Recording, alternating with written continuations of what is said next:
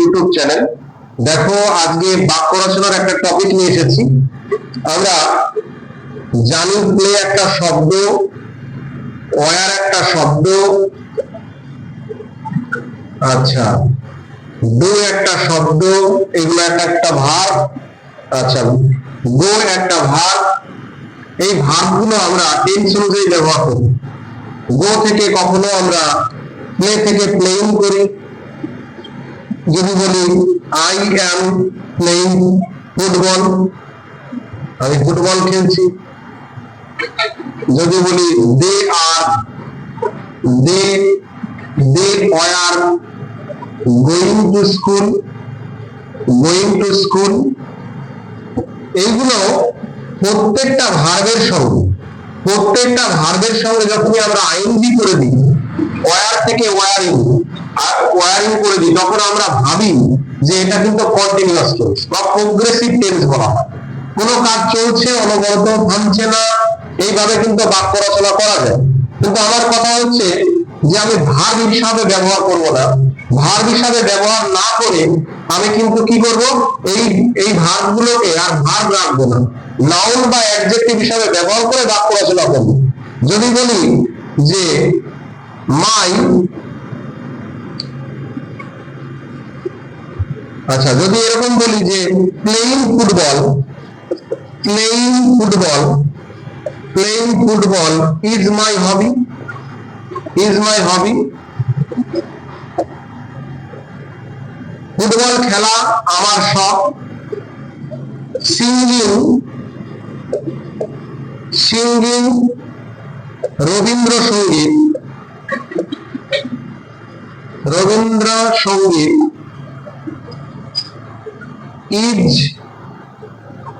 is her choice।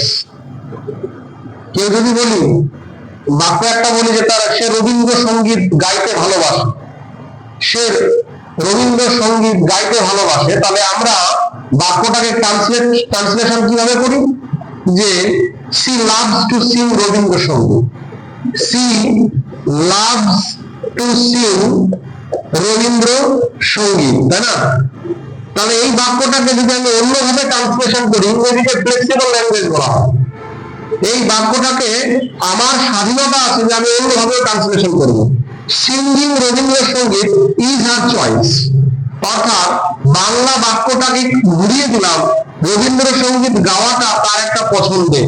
অর্থাৎ এই কথা বলতে চাইছি যে she loves to sing Rabindrasangeet, অর্থাৎ সে রবীন্দ্রসঙ্গীত ভালোবাসে, মানে তার রবীন্দ্রসঙ্গীত গাওয়াটা তার চয়েস। তাহলে দেখো ইংরেজি কতটা একটা ফ্লেক্সিবল ল্যাঙ্গুয়েজ। আমি সবসময় এই সিঙ্গিংটাকে যে আমি মানে কন্টিনিউয়াস টেন্স ব্যবহার করব সেটা করলাম না, কিন্তু ভার্বের সঙ্গে আইএনজি ব্যবহার করে এটা সাবজেক্ট হিসাবে রেখে দিলাম। সাবজেক্ট হিসাবে রেখে দিয়েও কিন্তু এটাকে বলা হয় জিরান, সাবজেক্ট হিসাবে রেখে দিয়েও কিন্তু আমি কি করলাম, ট্রান্সলেশন করতে পারলাম। হ্যাঁ, আবার দেখি যে এটা তো প্রথমে বসিয়েছিলাম, প্লেইংটা তো প্রথমে বসিয়েছিলাম। যদি আমি এরকম করি যে my hobby is, my hobby is playing football, playing football, আমার শখ হচ্ছে ফুটবল খেলা। তাহলে আমার শখ খেলিতেছে ফুটবল, এরকম কি মানে হচ্ছে না? এই যে ইনট্রানজিটিভ ভার্বের পরে আমরা এই প্লেইংটা দিয়েছি, এটা কোনো ভার্ব নয়, কিন্তু গঠনগত ভাবে ইজ প্লাস ভার্বের আইএনজি, মানে এটা কন্টিনিউয়াস টেন্স আমরা বলবো না শর্ট করে, যে তখন সাবজেক্টটা আমাদের দেখতে হবে, অর্থটা দেখতে হবে, যে এটা তখন কি হিসাবে ব্যবহার করলাম, এটা ব্যবহার করলাম যে অ্যাডজেক্টিভ হিসাবে ব্যবহার করলাম। তার শখ ফুটবল খেলা, খেলিতেছে তাই বলছিলাম। দেখো ফুটবল খেলা, বাংলা বাক্য যেমন হবে ফুটবল খেলিতেছে আর ফুটবল খেলা, প্লেইং ফুটবল মানে ফুটবল খেলা। তাহলে বাংলা বাক্য রচনা করার সময় ভার্বের একাধিক রকম পরিবর্তনের মাধ্যমে অ্যারেঞ্জমেন্ট অফ কি আছে, ওয়ার্ডস। হ্যাঁ, আমরা বাক্য রচনা করি মানে কি, শব্দের পরে শব্দ কায়দা মতন বসাতে পারলেই কিন্তু বাক্যটা সুন্দর হবে। যেমন এটা দেখো, আবার বাংলা বাক্য যেটা আছে হুবহু ওটাই ট্রান্সলেশন করতে হবে, তার কোনো মানে নেই। আমি একটু বাংলা বাক্যটাকে ঘুরিয়ে অন্যভাবে করতে পারি, যেমন এটা করলাম।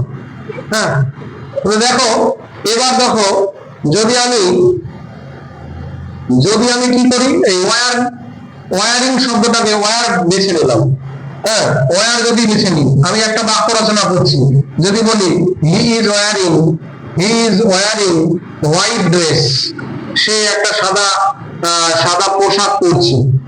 এবার আমি কথা বলতে চাইছি যে আমি এই ওয়ারিংটা ভার্ব হিসাবে ব্যবহার করব না, অন্যভাবে ব্যবহার করব। ভার্ব হিসাবে ব্যবহার না করে আমি বাক্য রচনা করব অন্যভাবে। যদি বলি যে ওয়ারিং হোয়াইট ড্রেস, সাদা পোশাক পরা, মানে ইজ হিজ প্যাশন, সে, অর্থাৎ এটা বলতে চাইলাম যে he loves to wire white dress. তাহলে দেখো বাক্য রচনা কিভাবে হলো, ওয়ারিং হোয়াইট ড্রেস, সাদা পোশাক পরা তার হচ্ছে প্যাশন, তার আবেগ, অর্থাৎ এটা হয় he loves to wire white dress, এটা বলতে পারি। আবার তুমি অন্যভাবেও এটা বাক্যটাকে বলতে পারো, যে ওয়ারিং শব্দটাকে হি লাভস বা he likes wearing white dress. দেখো এবার কোথায় বসিয়েছি, দেখো এটা ভার্বের সঙ্গে আইএনজি করেছি বটে, কিন্তু কি করেছি, এটা ভার্বের পরে, সমাপিকা ভার্বের পরে, সমাপিকা ক্রিয়ার পরে আমরা এই ওয়ারিংটা বসিয়েছি। এটা কি হিসাবে বসিয়েছি, নাউন হিসাবে বসিয়েছি। He likes wearing white dress, কি পছন্দ করে, এটা নাউন। ভার্বের সঙ্গে আইএনজি দিয়ে এখন আর ভার্ব নেই, কন্টিনিউয়াস টেন্স নেই। তাহলে তোমাকে এইভাবে কায়দাটা শিখে নিতে হবে। হ্যাঁ, ধরো বললাম যে কিপ বলে একটা ভার্ব দিলাম, হ্যাঁ, কিপ মানে রাখা, এখন কন্টিনিউয়াস টেন্স যদি প্রেজেন্ট টেন্স বা পাস্ট টেন্স করি, হ্যাঁ, he was keeping it on the table, সে টেবিলের উপরে এটা রাখছিল। He was keeping it on the table, সে টেবিলের উপরে রাখছিল। এবার আমি বলতে চাইছি কিপ বা পুট, এই কিপ মানে রাখা, এটাকে আমি নাউন হিসাবে ব্যবহার করবো। আমি প্রথমে বাক্য লিখতে গেলে যে সাবজেক্ট দিয়ে বাক্য শুরু হয়, সেই সাবজেক্টটা আমি বসাবো, মানে সেখানে কিপিং থাকবে। এবার বাংলা বাক্য বলি, যদি বলি যে সবসময় সে পকেটের মধ্যে চাবি রেখে দেয়, আর এটাই তার ভুল হয়, আর ও সে খুঁজে বেড়ায় চারিদিকে, তো চাবিটি পকেটে রাখাই, চাবিটি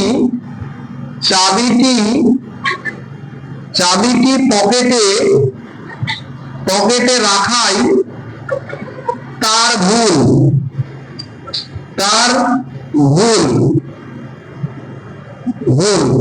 দেখো চাবিটি পকেটে রাখাই তার ভুল, এটার ট্রান্সলেশন কি করে হবে?